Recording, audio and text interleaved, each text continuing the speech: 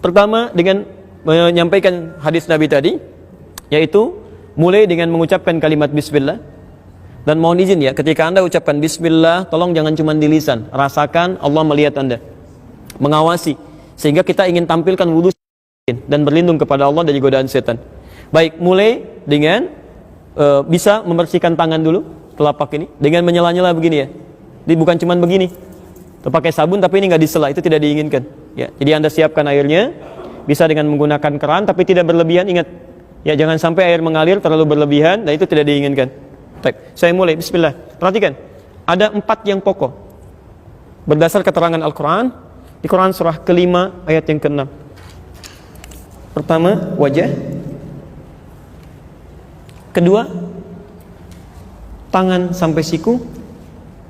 Tangan sampai siku. Ketiga, kepala. Dan yang keempat, kaki sampai kedua mata kaki. Alhamdulillah. Kaki sampai kedua mata kaki. Wajah, tangan sampai siku, kepala, dan kaki sampai kedua mata kaki. Jelas? Berarti itu 4 yang pokok ya. Selebihnya sunnah. Ya, selebihnya adalah sunnah. Jadi kalau teman-teman di jalan misalnya menemukan air yang sangat terbatas tapi cukup bagi yang 4 ini, jangan dulu tayamum. 4 ini dahulukan.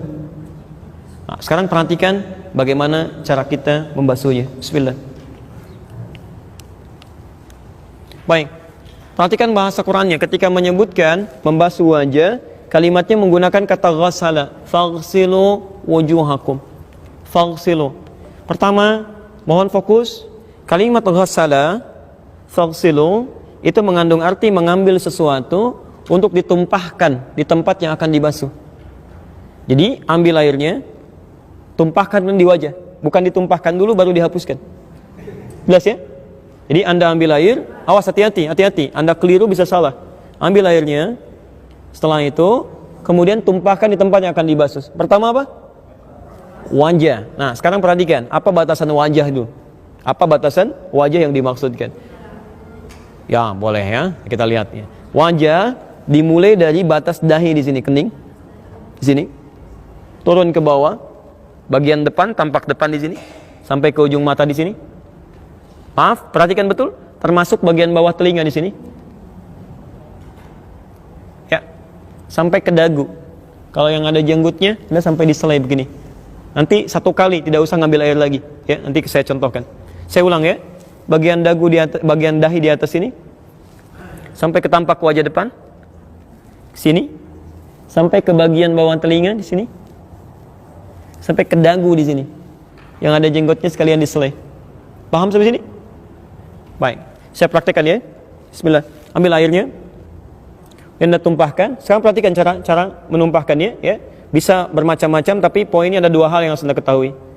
Ini ditumpahkan, ya. Saat ditumpahkan begini, yang jari telunjuk itu bisa membersihkan sudut-sudut mata. Ya. Jelas? Anda ambil airnya, tumpahkan, yang telunjuk membersihkan sudut-sudut mata di sini. Ya, sehingga insya Allah ketika Anda berwudu seperti ini, kotoran di mata pun bisa keluar.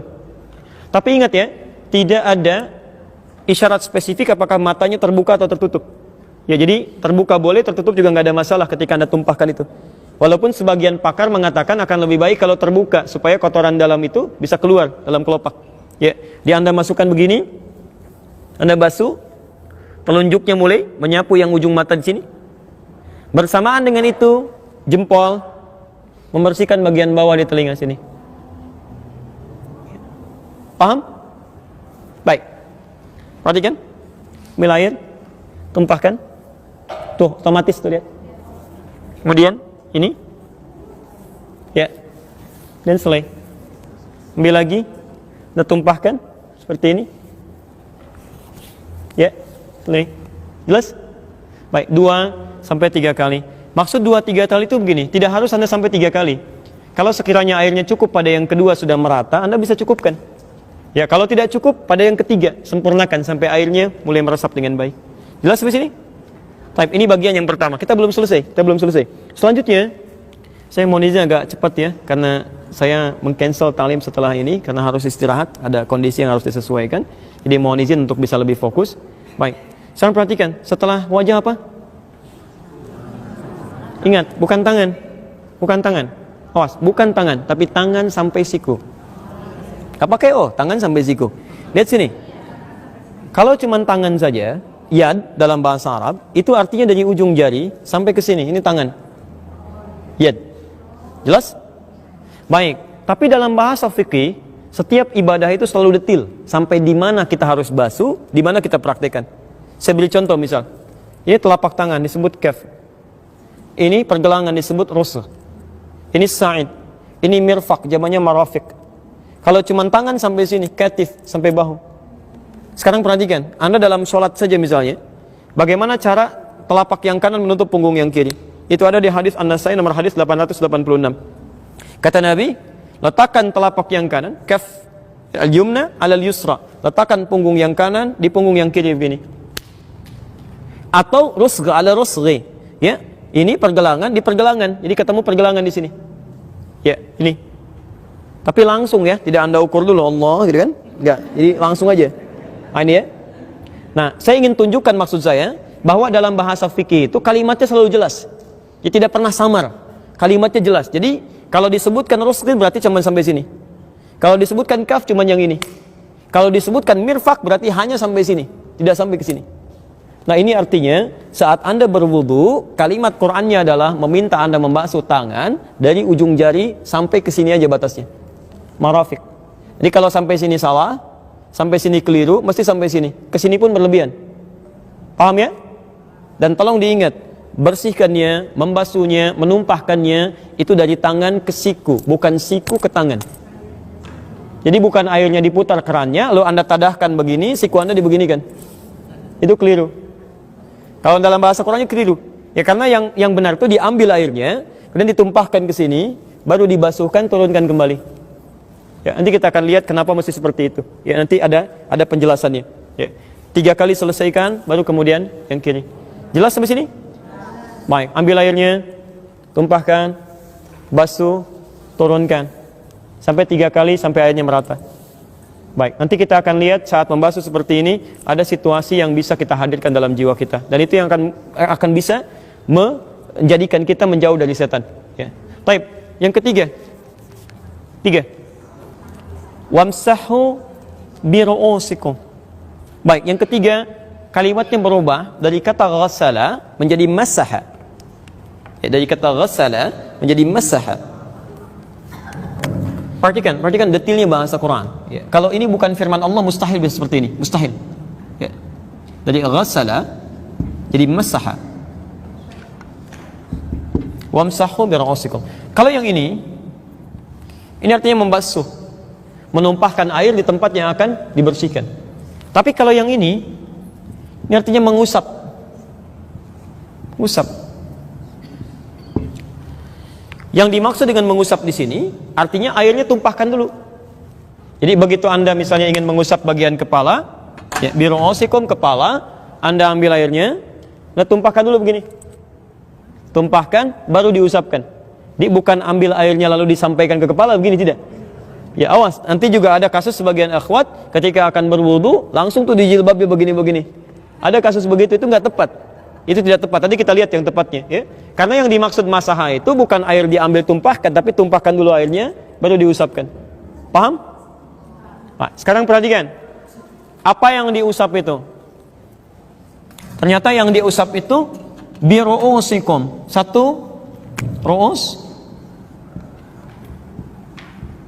jamak dari kata ra'sun, ru'us jamak dari kata ra'sun, yang berarti kepala.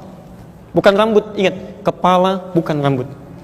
Jadi kalau ada orang berwudu hanya membasuh rambutnya saja, itu tidak sah wudunya. Kadang-kadang ada sebagian laki-laki atau anaknya gitu kan, yang remaja tuh pengen cepat segera kan, rambut sudah rapi, kemudian wudu lagi batal, cuman rambutnya aja begini, takut gitu kan, nggak nyampe kepalanya, itu batal. Dia nggak sah wudunya, harus mengulang dia. Ya, paham sampai sini? Nah, ini nikmat dari Allah Subhanahu Wa Taala, disebutkan kepala sehingga semua orang bisa berwudu dengan baik. Kalau disebutkan rambut kan yang nggak punya rambut repot ya. Time. Dan ini yang menarik. Ketika Allah meminta mengusap kepala, menggunakan huruf ba di situ. Wamsahu biru'usikum. Padahal Allah bisa mengatakan begini, wamsahu ru'usakum. Tapi pakai ba di sini. Biru'usikum. Ya, kalau kalimatnya hanya sekedar mengatakan wamsahu ru'usakum tidak menggunakan ba, maka semua kepala wajib dibasuh dari depan sampai belakang. Habis. Tapi ketika menggunakan ba dari 14 fungsi tadi, ya, di sini terdapat 3 fungsi utama. Ba dalam huruf ini. Ya. Nanti ada orang kita, orang Indonesia yang kuliah di Al-Azhar, alhamdulillah dapat gelar doktor S3 hanya membahas huruf ba ini aja. Ba di ayat ini dibahas dapat doktor tuh. Ya. Ya, teman-teman yang belum silahkan, masih ada huruf ta, huruf da, huruf jim, huruf sampai ya tuh. Masya Allah, luar biasa. Ya. Di bahasa Arab itu, saya di jurusan bahasa Arab itu luar biasa. Bukan cuman kalimatnya, hurufnya, harokatnya ada maknanya. Ya, makanya Masya Allah Quran turun dengan bahasa Arab tuh banyak hikmah di situ. Ya, banyak hikmah. Nah, sekarang ba yang pertama itu bermakna istighraq namanya. Ba al-istighraq, yaitu ba yang menunjuk kepada makna holistik luas, tanpa batas. Ya, al-istighraq namanya. Ba yang menunjuk pada makna yang luas tanpa batas, al-istighraq. Ya. Artinya pada yang pertama ini Anda diperkenankan untuk membasuh kepala, mengusap kepala setelah airnya ditumpahkan. Misal Anda ambil airnya, Anda tumpahkan begini, dan Anda usap dari depan sampai belakang seluruhan kepala. Jelas? Ya, nanti setelah itu kalau hadis dari riwayat Utsman bin Affan radhiyallahu taala anhu, sambil telinganya kemudian sekaligus ya dibersihkan. Jadi tidak mengambil air lagi. Kalau hadis dari riwayat Utsman bin Affan radhiyallahu taala anhu, Anda ambil begini, tumpahkan, bersihkan kepala sampai ke sini, kemudian baru ke telinga di sini. Ya. Baik. Jadi lihat membersihkan telinga ya, yang telunjuk ini bagian di dalam di sini. Yang jempol bagian belakang sini. Jadi begitu Anda usap sini, kembalikan ke sini, kemudian ke telinga di sini. Ya. Jelas di sini? Paham ya? Baik. Ada hadis yang kedua yang menunjukkan Anda boleh membasuh ya atau mengusap bagian kepala kemudian mengambil air lagi untuk basuh telinga. Itu ada hadisnya. Jadi untuk basuh telinga ini sifatnya fleksibel, bisa langsung dari kepala kemudian ke telinga, bisa langsung kepala dulu, ngambil air untuk telinga. Jelas di sini? Baik. Sekarang perhatikan, ini yang unik. Kenapa menggunakan huruf ba? Karena tidak setiap orang ya punya potensi bisa menyapu, mengusap semua kepalanya. Mungkin ada orang yang mohon maaf ada luka sebagian di kepalanya, ada ikhwan yang kena luka misalnya kan, nggak bisa diusap semua. Bagaimana caranya? Maka fungsi ba di sini adalah fungsi yang kedua, namanya at-tab'id ma'at tahdid. Ya, membasuh sebagian dari kepala itu, tapi ada batasnya. Sampai ubun-ubun sini. Jadi kalau Anda sedang ada persoalan, kemudian tidak membasuh, tidak bisa mengusap secara keseluruhan, Anda boleh mengusap sebagian dari kepala, batasnya di ubun-ubun di sini. Ya. Dan Masya Allah, ini juga bagian dari kemudahan untuk akhwat misalnya kan. Ada yang sedang berkerudung, berhijab, tidak bisa misalnya membuka di tengah-tengah kebanyakan orang, misal sebagian tertentunya, ini boleh, Anda tidak usah lepas jilbabnya. Ya, Anda ambil airnya, tumpahkan, misalnya di sini aja, sah wudunya. Ya, sah, itu sah wudunya. Ingat, awas ya, nggak enak itu karena belum terbiasa. Karena belum tahu ilmu, membiasakan sesuatu yang keliru, belum membiasakan sesuatu yang benar. Dia nggak usah dicopot, apalagi misalnya ada yang ngambil air, dibasah-basahin di sini, gitu ya. Nah itu nggak tepat ya. Islam itu memudahkan, tidak menyulitkan. Baik. Bahkan yang ketiga, ba di sini berfungsi at-tab'id min dunit tahdid. Tab'id sebagian dan tidak dibatasi. Jadi kalaupun di sini ada masalah misalnya, yang penting Anda basuh sebagian kepala sudah sah wudunya. Anda ambil, misal di sininya susah, basuh yang ini. Basuh yang ini, basuh yang belakang, sepanjang masuk dalam bagian kepala di sini itu sudah sah wudunya. Di sini Nabi ajarkan pada sahabat, sahabat ajarkan pada tabi'in, tabi'in sampaikan pada ulama. Semua sepakat, sahabat sepakat, tabi'in sepakat, ulama sepakat. Tidak ada perbedaan pendapat di sini. Sepakat sampai sini? Harus sepakat. Sahabat saja sepakat, tabi'in sepakat, ulama sepakat. Anda bukan sahabat, bukan tabi'in, bukan ulama, nggak sepakat. Aneh Anda. Masih begitu saya pulang gitu kan? Wah, jelas sampai sini? Alhamdulillah. Yang terakhir pelan-pelan ya. Kaki sampai 2 mata kaki. Perhatikan cara membersihkannya. Ini kerjaan setan sering di sini. Ya, kerjaan setan membuat buru-buru sering di sini. Dan tidak sedikit yang diancam oleh Nabi sampai keluar ancaman Nabi. Kalau kamu masih begitu, bisa disiksa di neraka. Ya, tidak sedikit kalau dalam bahasa hadis yang lebih umum, ya ada kebanyakan orang disiksa di neraka persoalan kotoran di jempol kakinya. Ada persoalan di wudunya, dia nganggap ringan, ya nganggap ringan. Masalahnya kan kalau wudunya nggak sempurna, sholatnya nggak benar kan? Ya, jadi turunannya banyak, sholatnya nggak benar, doanya nggak diterima, macam-macamnya, kesalahan banyak, amal soleh nggak ada. Kan jadi masalah kan? Baik, maka dari itu silakan perhatikan.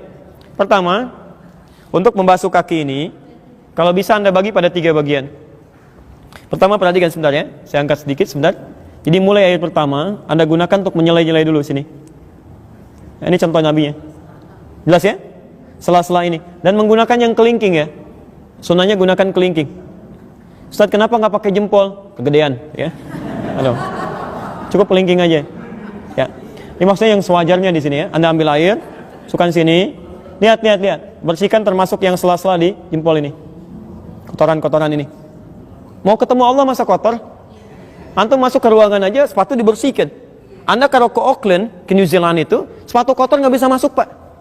Langsung bunyi, dikejar anjing lagi. Betul, langsung bunyi. Ada langsung sebelum Anda turun di video di pesawat itu ditampilkan makanan, macam-macam buah-buahan nggak boleh kecuali yang ada di situ aja. Kecuali Anda declare. Apalagi sepatu kotor nggak bisa masuk. Ke tempat manusia aja sepatu kotor nggak bisa masuk. Masa ketemu Allah kotor? Iya, jadi Anda bersihkan bagian pertama di sini. Kedua Anda ambil bagian belakang, Anda rapikan dulu sampai ke sini. Yang ketiga ambil air lagi, ratakan keseluruhannya. Ini insya Allah akan lebih baik itu. Ya, jelas di sini? Paham? Boleh saya turunkan?